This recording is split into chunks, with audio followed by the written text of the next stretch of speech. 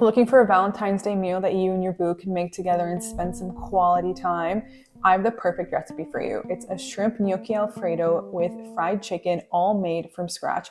And of course, as macro friendly as we can make it to be, but ultimately the most delicious meal you'll probably make in your life. Here's what we're gonna need. So to get started on this amazing meal, we're going to cook our potatoes. I chose to steam them, but you can bake them if you'd like. While the potato is steaming, we're gonna work on our fried chicken. First, we're gonna butterfly it and then dredge it. We're going to cut a little slit in the chicken to make it thinner, and then we're going to pound that to make it super even all over so that it fries evenly. I air fried this, but you can totally fry in oil if that's your preference. Then we're going to make the batter with flour, cornstarch, half of the spices, and then the secret ingredient, ginger ale.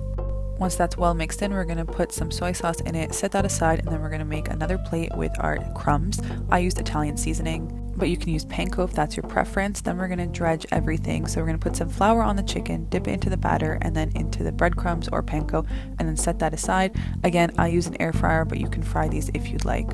Since the chicken is thin, it only took about 15 minutes in the air fryer, and once that was cooking, I worked on the shrimp. It was already deveined, and I took off all the shell, then created my marinade with cornstarch, chili paste, soy sauce, and the other half of the spices, and then I put the shrimp in here, and I let that sit in the fridge until it's ready to cook. Once the potatoes are fork tender, you're going to let them cool down and then peel them and then mash them. I put them through a rice masher to make it super easy, but you can always use a regular masher.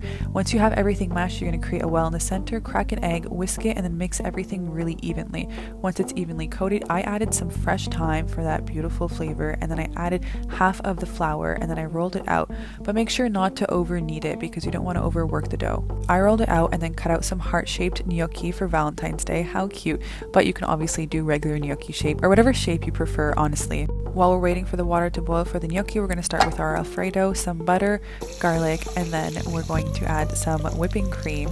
Once that's on a low simmer, we're going to add our spices because this is a spiced Alfredo, and then we're going to add our Parmesan and cream cheese, and we're going to just incorporate that on low heat until it is the consistency that you prefer.